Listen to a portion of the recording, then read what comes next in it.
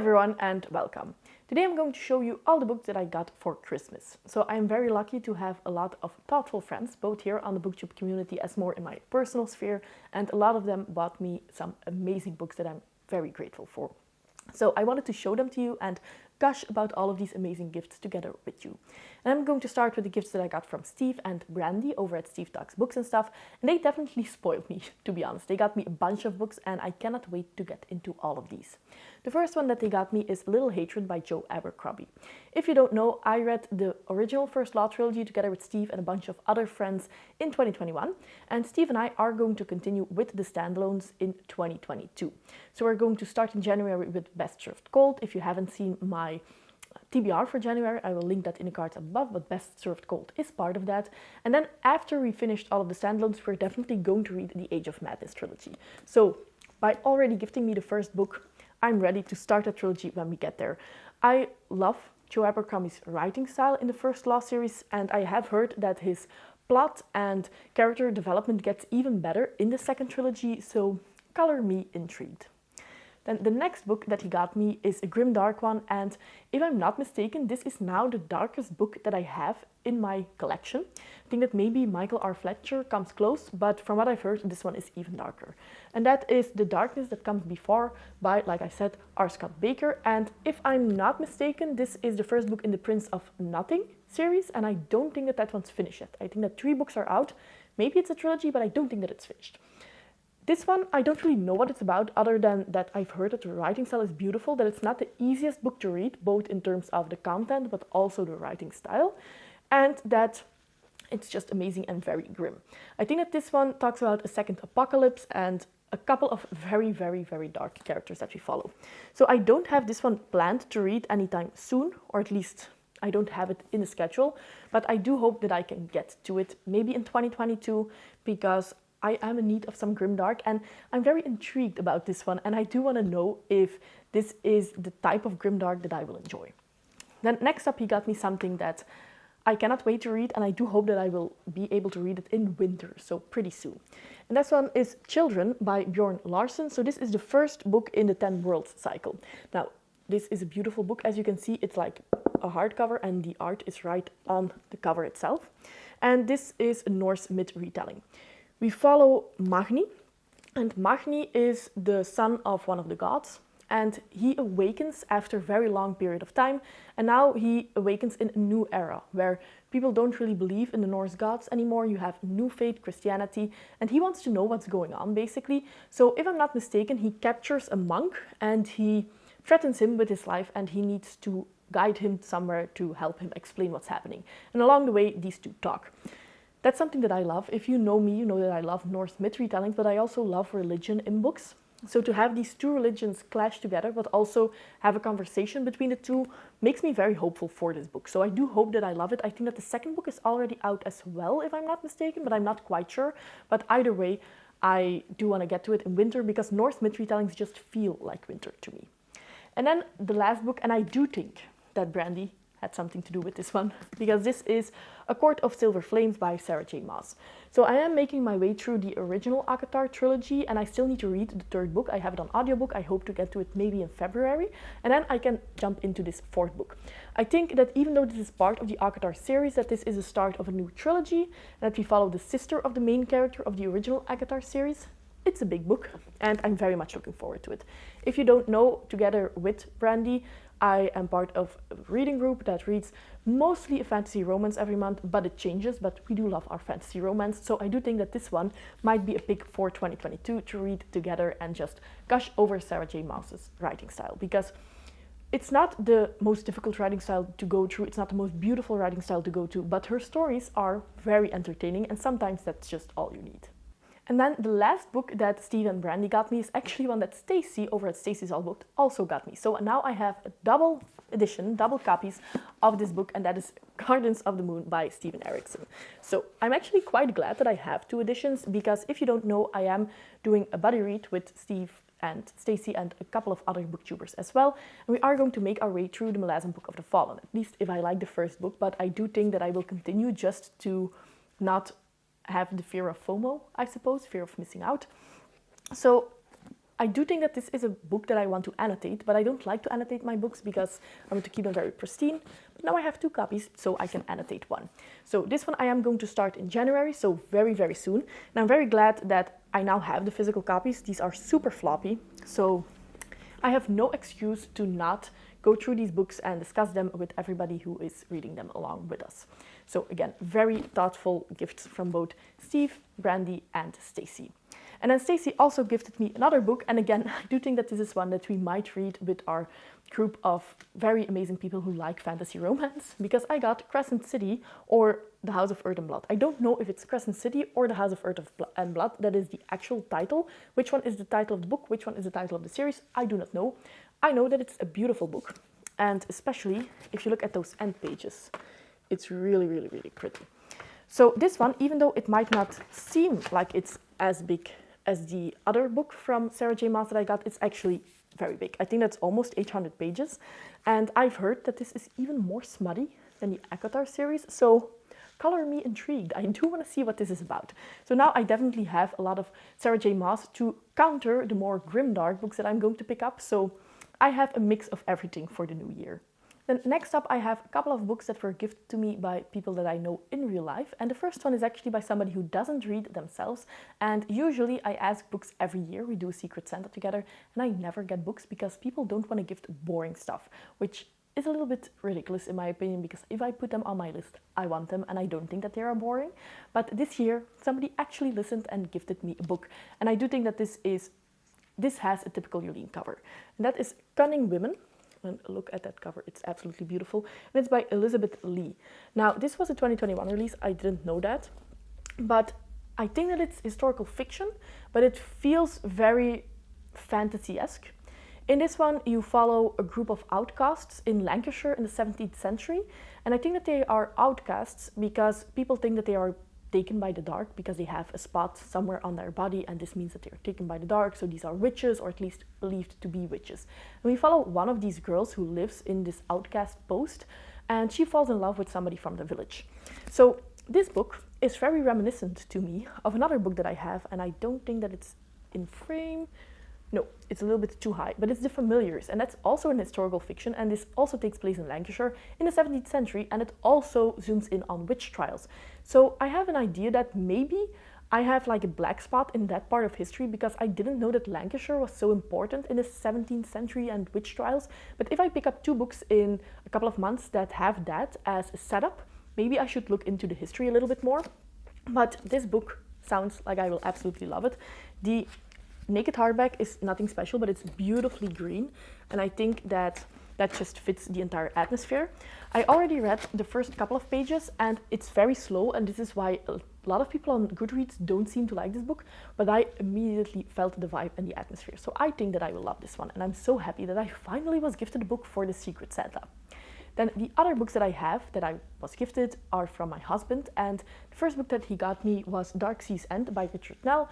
So this is the first book in the Beyond Ash and Sand series. Richard Nell was a very big surprise for me in 2021. I read his Ash and Sand trilogy, so now I want to continue, and I am going to, again, this is a book on my January TBR, because I am going to have a live discussion with a couple of booktubers, but also with the author at the 16th, I think, of January. So very much looking forward to that. And of course, like I said, this is a book on the book haul that I will be getting to very soon.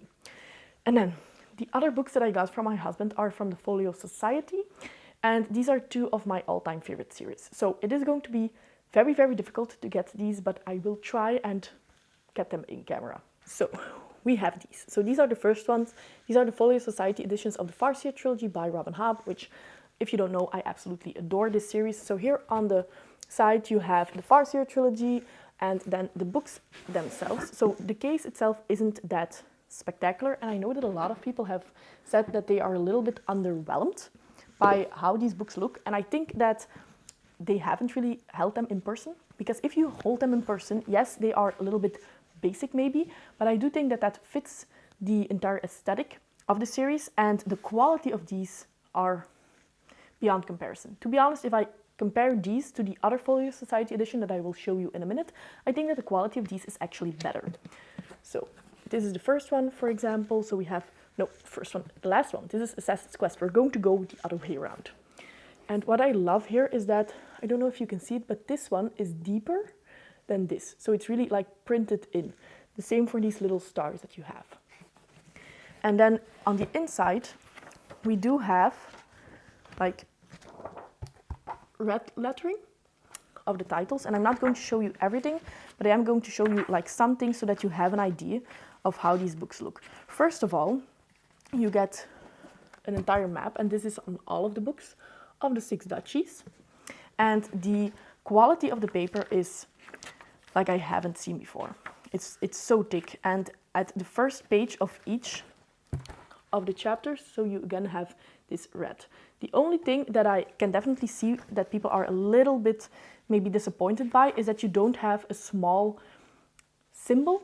I don't really know how you call it, but in the beginning of each of the chapters, because the other edition from the Folio Society do have that, and I think that would have been a little bit nicer. Also, you don't have a lot of illustrations in these books, and I was just thinking maybe I shouldn't show you an illustration of the last book. No, this isn't spoiler. So you can watch this if you haven't seen or haven't read the trilogy. So beautiful illustrations as well. Now I do think that, and this is everything that I'm going to show you, if you want to have a more depth view of this trilogy, let me know and I can make you a video of an in-depth flip through of this entire trilogy and then all the other Folio Society editions that I have. But just in general, beautiful. This is the second book, so Royal Assassin, as you can see with the wolf. And this absolutely stunning. And then the last one, or I should say the first one, this is actually my favorite one for how it looks. Of course, Assassin's Apprentice.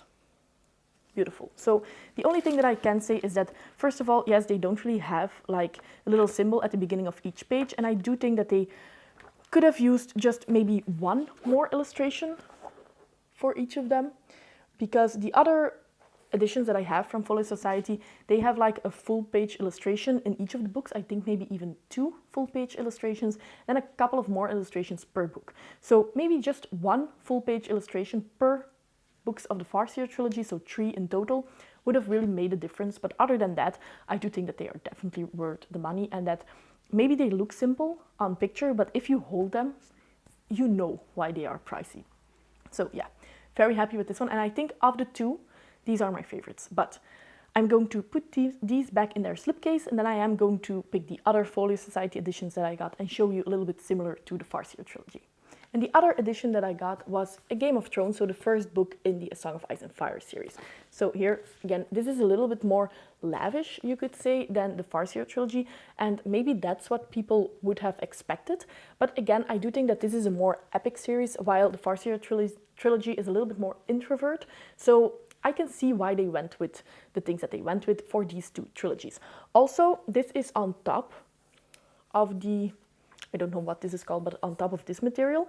And I actually like it a little bit more if it's printed in, because that feels like it's more robust, maybe.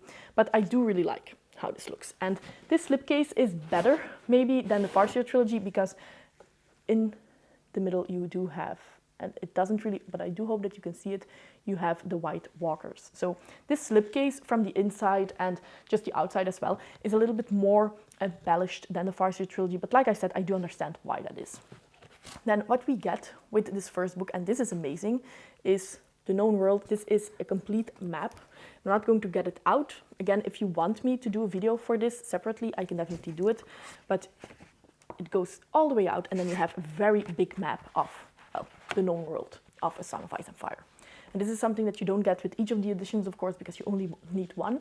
But it's very nice that they put this together and that you get a separate map. And maybe, again, I can understand why for the Farseer trilogy, it would have been nice if they did something like that as well. Because the map of the Farseer trilogy and the 6 duchies that you have here, that's very nice. And I really like that they added that, and that is a little bit in color with the red.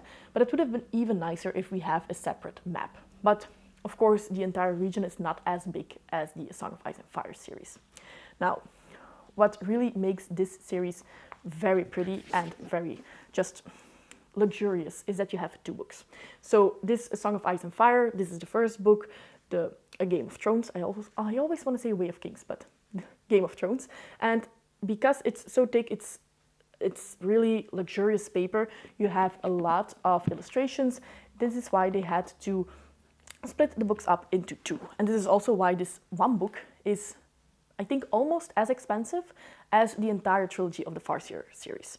So this is the second book. So again, we're going out of order. And here you have these beautiful end papers. And here they start with, again, very nice illustrations. And where in the Farseer trilogy we have red as the color that they choose together with black, here we have gold. And what they do have here is, like I said, these symbols at the beginning of each chapter. And for example, Bran, you have a raven. If you read the series, you know why. For Catelyn, we have a fish, and here we do have full page illustrations as well. So we have a lot more illustrations in these books than in the Farseer series, and that's one of the things that I can definitely see why you would like that also in the Farseer series. But other than that, I do think that the Farseer series is actually one that I liked better how it was done, because this is the first book. It's beautiful, but this is all on top of the cloth, and I'm a little bit afraid that if I put it out of the slipcase a lot of times, it might fade a little bit, while I don't have that fear with the Farseer series, because there, like I said, it's really printed in, and here it's printed on top. But I do like that you have those differences, and that I have these two beautiful editions now, and they feel very different from one another. Also, by the way, here the top is black, so you have black sprayed edges, but then everything else is white. And the illustrations here are beautiful. My most favorite one is of Dany, but I don't think that I will find it. But this is another double page illustration of the wall, of course. So my husband got me those two, and I was over the moon. I haven't reread the Song of Ice and Fire series, but I definitely will very soon. I hope that I can get to it this year. If not, then 2023 is going to be the year, and now I am going to collect all of these beautiful Folio Society editions for A Song of Ice and Fire. And then the Farseer trilogy, of course, I'm still making my way through the Realm of the Elderlings, but I know for a fact that when I finish it, probably in 2022, I will immediately start a reread, and I will, of course, read from these editions. I know that not everybody likes to read from special editions, but I'm of the opinion that I have these and I want to enjoy them to the fullest. So that means, yes, opening them up and reading them and having the illustrations with me while I'm reading. Of course, I'm not going to just sit on my couch and eat chips while I'm reading them. I am going to sit on a desk and read them with a little bit more care maybe than a mass market paperback, but I'm still going to enjoy them and read them. And I cannot wait to finally get to each of these. So those are all of the books that I got for Christmas. I was definitely very lucky, and I was so spoiled that I cannot believe that I got all of these amazing books. And I do want to thank each and every one of the people that got me any of these books. You cannot know and you cannot imagine how grateful I am for all of you, and not just for the books and not just for the present, but also if you just interacted with me and if you gave me friendship, which all of the people that gave me books did, then just know that you made my year and that I'm very grateful for all of you. Please let me know in the comments down below if you had an amazing gift for Christmas. Maybe you had a book or something completely different. Let me know in the comments down below. As always, I hope that you enjoyed the video, and see you next time. Bye!